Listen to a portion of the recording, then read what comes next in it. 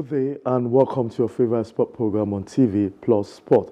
As usual, it's definitely going to be an exciting moment on the program today as we take a look at one of the trending sport stories across the globe. Yes, we're starting on a very good note, I tell you, because earlier today around 11 a.m. Nigerian time, the unbelievable occurred, and that's the Super Falcons of Nigeria defeating the Australia, the co-host, 3-2. Though from some perspective, it has been lucky on the side of the girls, while the Australian girls, the Martida as they call them, played very well. But whatever the case may be, we have the 3 points in our pocket as we look forward to Asisat Oshoala, Uchenna Kanu, and also not forgetting Osinacha Orale scored the goal. Interesting moments, and some have adjured Tony Payne and also Rashidat Ajibade as one of the star match of the moment. It's what is trending, and that's why you need to watch Plus Sport. But joining me to talk about this moment, is Tolu Owate, a sport administrator, someone who has done so well when it comes to football and sport. It's good to have you always, Tolu. Thank you so much, Munashiro. It's good to be on the show again today. Just as you said, we are all basking in the euphoria of the Super Falcons win some hours ago. I disagree with you that that win was not expected. Okay. I expected it. If you remember that in the first time we had a program together, I made mention of the fact that we needed a result against Canada, and that result could be a draw or a win. And I was hopeful we were going to beat the host nation, Australia. In the last presentation, I think I also said we were going to beat them by 1-0. My prediction did not come true, but we beat them. So I expected us to beat them. Yeah, beside the goals, because we need to analyze this objectively and understand. Beyond the goals, 5 goals in that game was a superb game. But beyond the goal, the strings of passes and the issues of connectivity between the midfield and the attackers did not really connect. On the flanks, we have Osinachi Orale in the first half. We saw fumbling one way or the other, and Uchenna Kanu, who scored the first goal. But beyond that, the play, if you put away the match, between what do you think definitely occurred in that wonderful moment?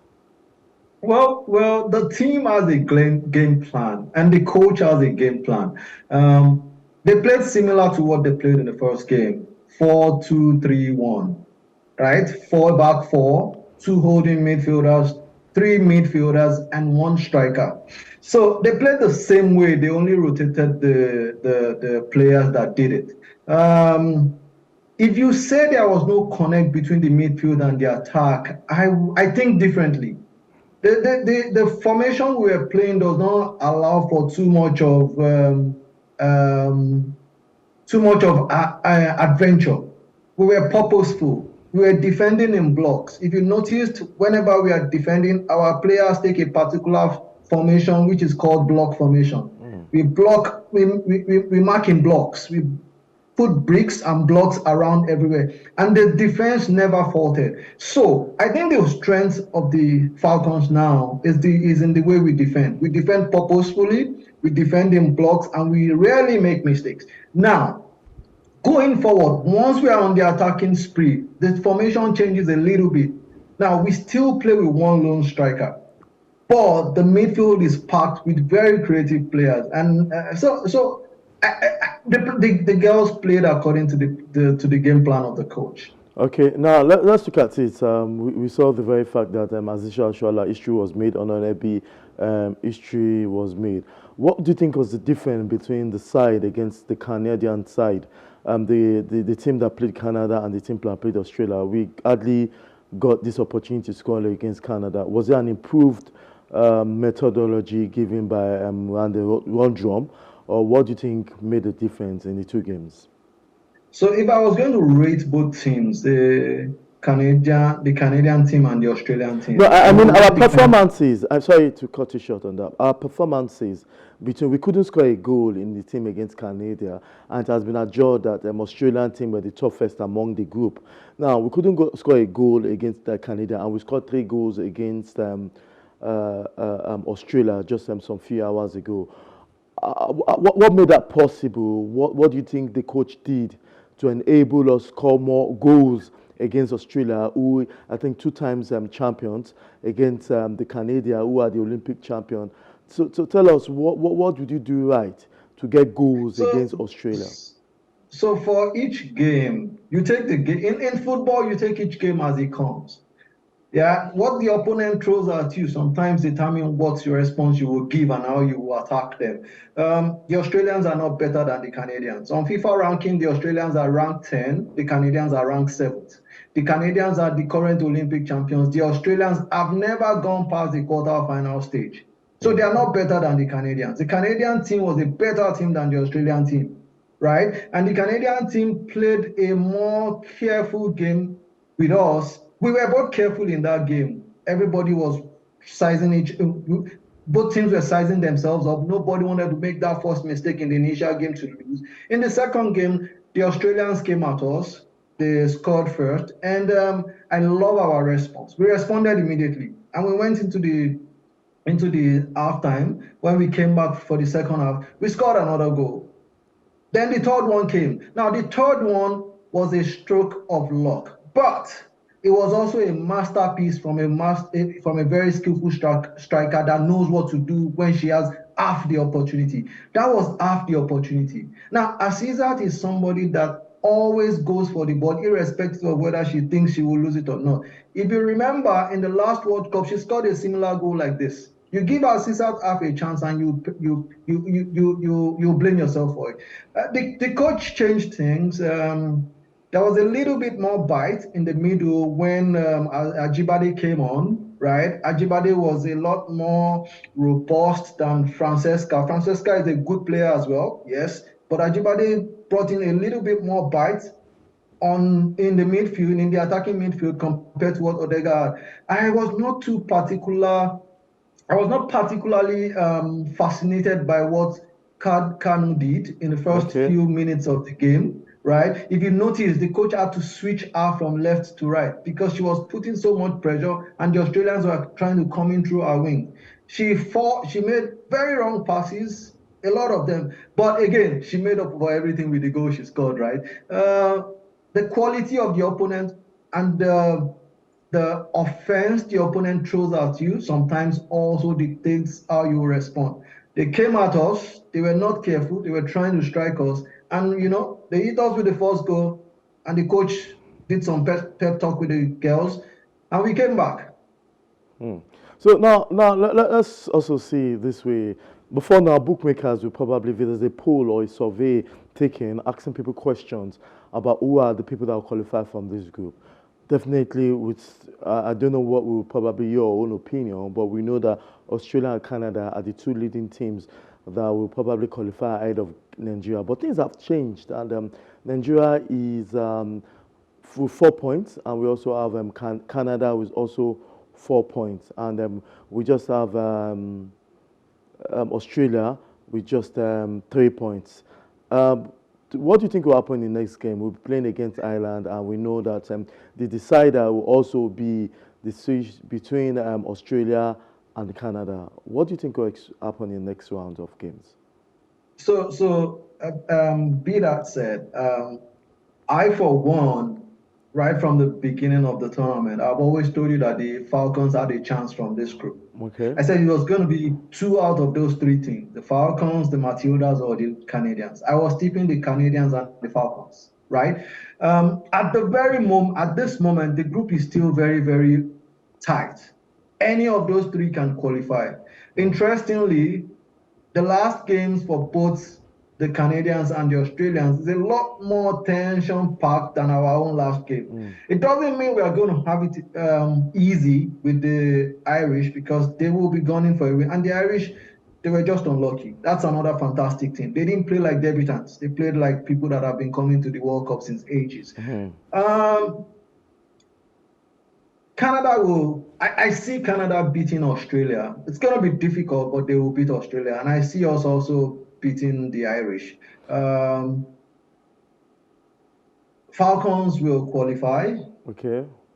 Australia and Canada will need to sort themselves out. Oh, okay. What stands out? Players. We look at these players, and I'm sure that we've got a lot of players. You know, the fact that Ajibade, Tony Payne, your three players in that match that stood out for you, that probably, obviously, we didn't see so much of. Some might we seen so much of them, but we saw so much of other players. Some behind the scene, but we know that Tony Payne from the midfield and every other person did so well. But for you, who do you think is a standout player in the match between the Super Falcons and the Maltesers of Australia? So my star person in that team for that game was Tony Payne, number 7. She was everywhere. The only thing she didn't really know how to do was defending, The but she was doing number all the 7 on the great. Australian side of from the Super Falcons. Oh, Super Falcons, Tony Payne. Tony Payne. She was fantastic. She was everywhere in the middle of that field. I mean, she's not a good defender, but guess what? When we are defending, she knows how to contribute to the body of players that are forming the block. Right? She might not be a good marker, but she comes back and forms the block. Right? But when we are attacking, now see the goal Asisat Oshoala scored. It was Tony that sent that ball to Asisat right from the center circle. That was a pass. It reminds me of the great Sunday Olise. That was a fantastic pass. And the Australians were caught, they fumbled with it, and Azizat punished them for that. On the Australian side, I'm not really particular about them, but this lady was really all over us. At some point, I was just hoping that she was going to be removed from that team. Russell. Also, okay. So now, of the other African teams we've seen, the last time we spoke, most of the African teams have not really played. But we've seen Nigeria are leading. The fourth place be the only team. The fourth place from AFCON is the only team that, before today's match, that's a point. Zambia, we saw the massacre 10-0 in 2 games. We saw South Africa not winning that game. Also, we have Morocco not winning their games and the other team not winning their games. What does this mean? Does this show that even in as much as possible, we came fourth in the African Women's Cup of Nations, we are still the team to beat from Africa? Okay, so the fourth position we took at WAFCON was an unfortunate fourth position. In our semifinals, we played against Morocco. Okay. And we played 2 players down. We forced Morocco into extra time and into penalties. And I made mention of this when we started deliberating. I said, if Morocco cannot beat a 9-man, a team that is 2 players down, then they are not ready for the World Cup. I'm sorry. And we all saw it. In the first game, they were massacred by 6. We all saw it. The Zambians, on the other hand, I did not put pressure by expecting too much from them, but I wasn't even with Banda. Yes, even with Banda, I was expecting Banda to show some flashes of brilliance, but I wasn't expecting magic from them. At the same time, I wasn't expecting them to start losing woefully the way they lost. I mean, it's pathetic. But again, they're debutants. I'm hoping that they will go back. If they qualify for in 4 years' time, we will see them again, but they need to go back and do some more homework. The Bayana, the African champions, they were unlucky in their first game. Very unlucky. Very unlucky. I see them win their next game. I think they're playing tomorrow. I see them win their next game tomorrow. So I see Bayana qualifying from their group. It's tough. It looks daunting, but it's not impossible. Falcons will qualify. Oshoala now has a famous picture, the iconic Oshoala, putting off a jersey that warranted a yellow card. That means Oshoala will be missing the next game. I'm sure a lot of people will say it's spontaneous, but a lot of people also still ask, doesn't she know the rules? Or there's no reason, won't you feel the pain of not playing Oshoala in our next game, showing how important she is, and she has proven so. We want to pass 1 or 2 comments on the pulling of the shirt, the jubilations, the excitement for a world striker, the only African to be nominated for World Player of the Year. Tell us, Asisat Oshoala. So Asisat, as we they call him, Agbabola. Agbabola. And when you call somebody Agbabola, in Yoruba parlance, it means a lot. When you say somebody is Agba, it means a person with sabi. If you are called Agbabola, I expected that at some point in time you should behave like an Agbabola. I Okay. know that emotions run through our blood, but I still feel that was a needless yellow card. She was happy, quite all right. There could be other ways to show your celebration, to show Excitement. your emotions. I don't like players getting needless yellow cards. We're going to need Asisat Oshoala. We need everybody in that team. I don't think she's missing the next game because this is the first yellow card she's getting in this Okay. tournament.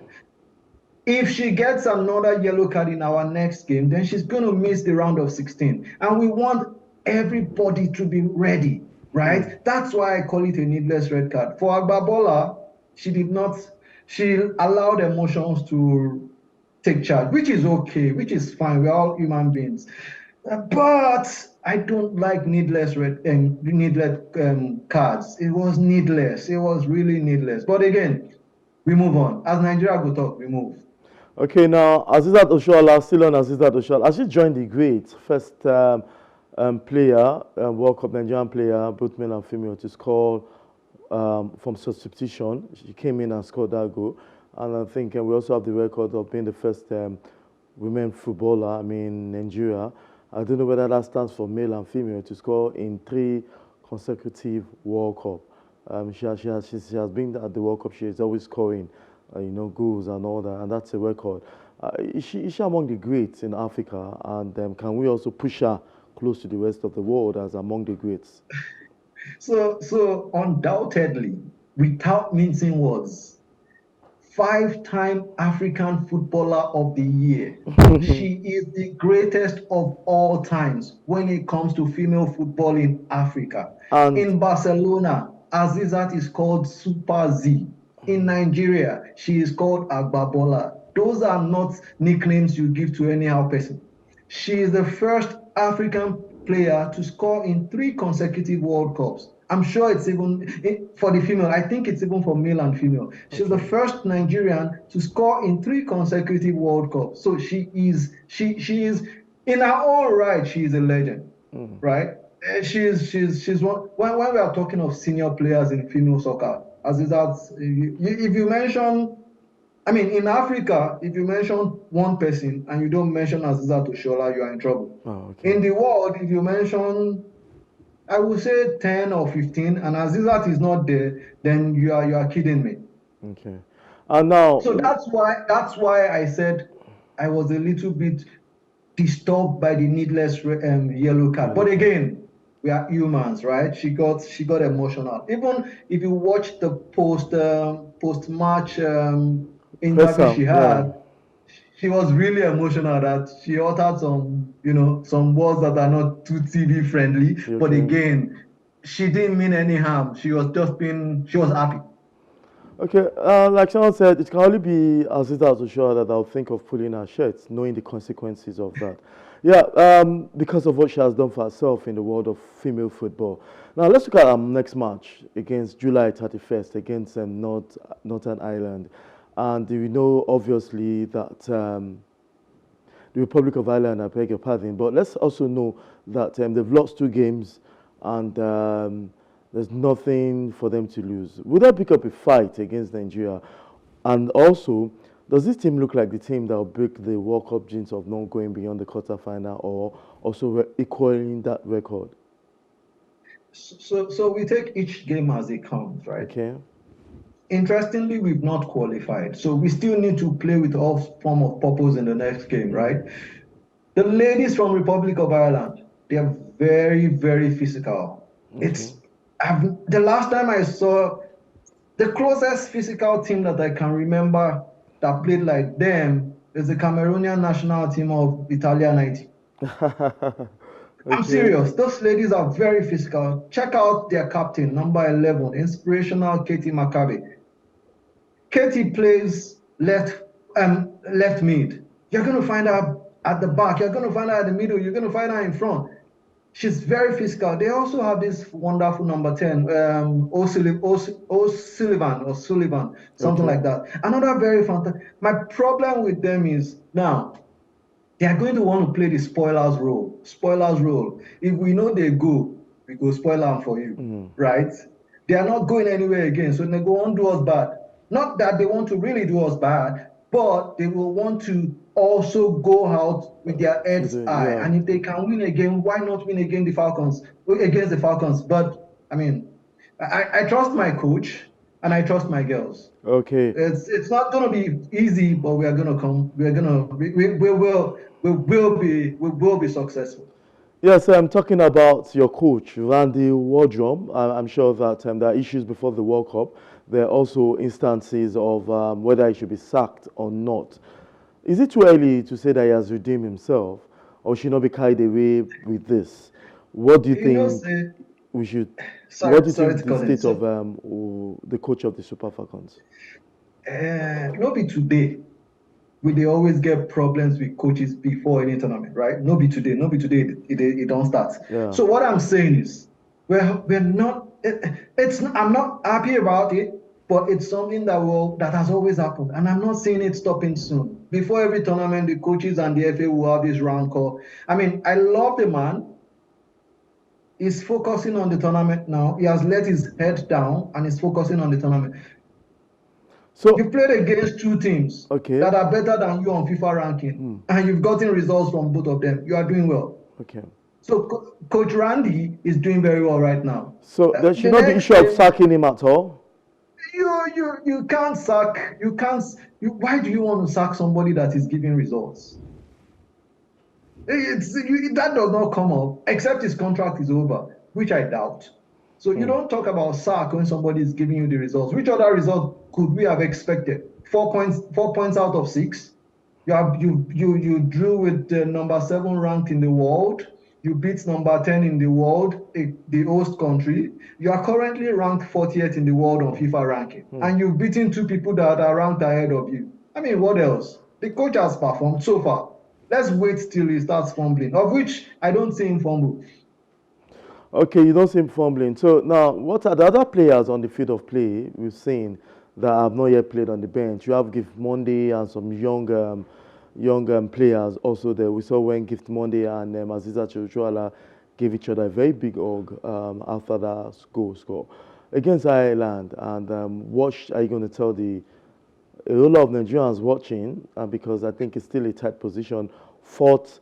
Australia is fourth. Canada is fourth, 4 points. Nigeria 4 points. Australia 3 points. Hope we will not get to. If you get a draw against Ireland, peradventure, if that happens, what do you think will be our position? That means 5 points. But what do you now be our position? Are we also good to go? If we get a draw, and Australia and Canada. we get a draw, then we'll be on 5 points. Okay. Then, what happens to yeah, Australia? if we get a draw, we will qualify. Oh, okay. So because if we get a draw, we are going to be on 5 points. Now, Canada, Australia, if Canada gets a draw, then Australia is out. Okay. But right? we must not lose that match. That's the underlining factor there. For us, we only need a draw to qualify. The question is whether we want to top our group or not. Okay. For Canada and Australia, Australia needs a win. Canada needs at least a draw. Okay. The overview of these players, do you think they have what it takes to do so well better than when they got to the last previous Super Falcons got to the quarterfinal? The overview of these players. Are you talking about this current Super Falcons? Yes, this current Super Falcons. Do you think they have what it takes? This is perhaps one of the most technical Super Falcons team I've seen in a long time. Hope you are not boxing in the euphoria, because we know that. No, Muda. If you can remember before the tournament started, I told you. If you can remember our interviews, I told you, and I told you my expectations. I said we need a result against Canada. We will beat Australia. When we come against Ireland, we will come and consolidate. These girls are good. And guess what? They also have a coach that understands modern day football. It's not about attacking, right? I have realized that now, in those days, when I watch the Nigerian teams, whenever we are defending, I always have my heart in my mouth. But with these girls, the way they defend, I'm so impressed. Do you know the number of corner kicks that the Australians played before they eventually scored one? So this is a complete team. Are there teams that are better than us now in the tournament? I will say yes. I'm not gonna fool myself. The US team is fantastic. The team from Netherlands is fantastic. The team from Japan is fantastic. But when you get to this stage of the World Cup, the more you continue winning, the more your confidence grows and the better you become. Once we go to the round of 16, anybody can be beaten and anybody can beat anybody. Right? So I'm hoping for the best. I'm hoping that we will go beyond the quarterfinals. So what do you expect now? The atmosphere looks calm. We are going to the second round, quote and unquote, if you win our games against Ireland. Tell us what are things we should be expecting that we have not seen so far. Because it seems your prediction have been right. You told us we're going to win. At least, right. You said we're going to win against Australia. We did that. You also gave us a good account of the Super Falcons against Canada. You write that. So it seems there's no other person to ask about the next game than you. And I think that's 2-2. Tell us against Ireland, Tolu. Tell us. I'm not Octopus Paul. Yeah. Most of my predictions are not, I won't say predictions, they are my expectations. So I don't want people to start saying that, he's predicting. No, they are my expectations. Start looking for you on the internet, asking for, that Tolu Owate was correct. They're my own expectations after following the teams, right? Okay. But again, on the match day, things change. Depending on what the coach does, depending on what happens to the players. Take, for example, a day before our game, just yesterday, 2 players in the Australian national team developed concussion in training. Simon and Mary Fowler. Mary Fowler is their own version of JJ Okocha. You know, those very skillful with the ball. Right? But she developed concussion, and that's part of the game. That's why I was saying that we need everybody to be eligible at any point in time. We can call on anyone to play. Against Ireland, the Irish are going to come at us with blazing guns, right? They want to dent our image. They want to win. Not dent our image. They want to promote their own image. They want to win. It's going to be tough. Probably tougher than our last 2 games. But I see us coming out with a draw. Okay. Now, we also know that with reports and opinions on today's game against Australia, there's some certain things lacking in the field of play. The opinions, I mean, we have them listed. Some say the connections, the passes are not connecting. Some say we still do need to do so well with our final third, with the strikers and all that. What do you think are things we need to add together to enable mistakes against the Republic of Ireland? So in sports is about you making mistakes. Sports is about you making minimal mistakes. Are you going to make mistakes? Yes. Now, if you want to win a sport, you also need to be ready to capitalize on the mistakes of your opponent. Right? We made some mistakes. Okay. The first goal against us, do you know the culprit of that goal? It was the goalkeeper and standing captain for the day, Chiamaka Nadozie. Chiamaka is fantastic. Beautiful goalkeeper. I love Chiamaka whenever she's on the field of play. But guess what? She served that ball and she didn't serve it out well. Okay. Yes. She served it and the Australians got it and came back at us. Right? So the result of games are determined by mistakes, right?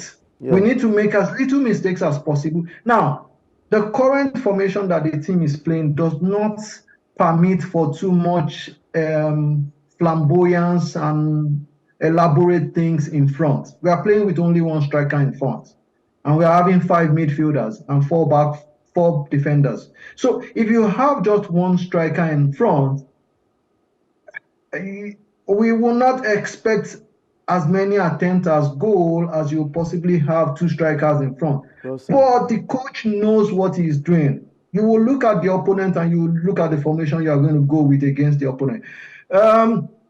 The second goal against us, I don't want to blame. I don't want to blame the keeper too much. I felt she moved out too quickly. It's either when you are going for those kind of set pieces from corner kicks, you either commit yourself or you don't commit yourself. She was going out, then she stopped. But again, she's a fantastic goalkeeper. Did she save us? Yes, she has saved us several times, and she's still going to save us some more. Okay. I don't see much changes coming up in the next game. Okay. Probably Uche might not start. Uche is a fantastic player, and if you are conversant with the way the Falcons play, Uche plays well when she comes from the bench. The mention of Uche reminds me of Christy Ohale. I think she was one that got injured with the second goal that time. We saw one of the Matildas kicking her in the process of scoring the second goal. I don't know if there's any update on her, but how do you think she has fared so well, Christy Osinachi Ohale? So Osinachi Ohale, she's a fantastic defender. She reminds me of the great Uche Okechukwu. You know, Ohale's presence in that central defense gives me comfort. Now, when she scored that goal, that is what we call taking one for the team. Okay. She scored the goal and she took that injury for the team. One of my friends, his name Tunde Akpino, said, she took one for the team. Okay. That's what she did. She scored the goal and she got it. That was a very serious injury. I wasn't expecting her to continue the game. But what do you expect of a Trojan? She's a Trojan. She's strong. She's powerful. She's skillful. And she came back committed. Okay. Do you think kids, beyond what we see on the field of play, the World Cup, how do you think, or do you rather think young ladies are inspired by this World Cup? Because, you know, that's also part of one of the reasons why we celebrate them, so that the young girl on the street of Lagos, on the street of Abuja and Kano, in Port Harcourt and Imo, Aba, or wherever the place may be, in this geographical location called Nigeria, how much do you think this inspire people watching? Or what do you think we can take away from this to let those kids know there that they can actually get the best out of this? I don't want to make you think, say, now only young girls, they're inspired. Even old men like you and adults like me are inspired, right? Because now, these girls have shown us that despite all adversities that we face in Nigeria, when it's time to deliver and we put our minds to it, we will deliver. Just imagine things are a lot more subtle, right? Asisat Oshoala has a football academy. During the game, I was opportune to see one of the video of the girls in Asisat's academy. You see them celebrating. Immediately she scored. One of them was shouting, mentor, mentor, mentor, mentor. So you know, these ladies, these fantastic, beautiful ladies are not just mentoring the younger ones. They're not just mentoring the girls alone. They're mentoring everyone, and they are giving us hope. Right now, I mean, I believe in them, right? I believe so much in them. Right? So finally, the female football in Africa, in Nigeria, is in the right direction. Let's look at, we should separate, lastly, before I let you go, thank you for so much of your time, before I let you go, developmental football and competition football. You know, most times we think by winning all these laurels and trophies we are developing sport. What's the difference between developing this sport and participating in this sport as a country? Or would you rather have a country that is developing the sport but we are not up there when it comes to competition? Just balance this for us. Okay, so the Nigerian sporting environment cannot be isolated from Nigeria as a whole. Okay. Right? It's just a subsector of the entire country. And with all due respect, I have been opportune to do some grassroots coaching courses in outside the country. 2 countries in West Africa, 2 countries in North America, and 1 country in Europe. I've been able to sit down to study how they do grassroots sports development. Okay. It's a lot more purposeful than the way we do it. But we will not take anything away from the Nigerian spirit. Okay. And what is the Nigerian spirit? Everyone that succeeds at some point in time is self-motivated, right? All these girls started from the streets. They started from neighborhood soccer. That is our own form of academy. That is our own form of development. Can we do better? Yes, we can do better. But right now, that Nigerian spirit, it will carry us reach there. Okay. But with development, we can do a lot better. We can really do better with grassroots development. And we've seen some of these players giving back. Asisat Oshoala has a football academy. Yeah, okay.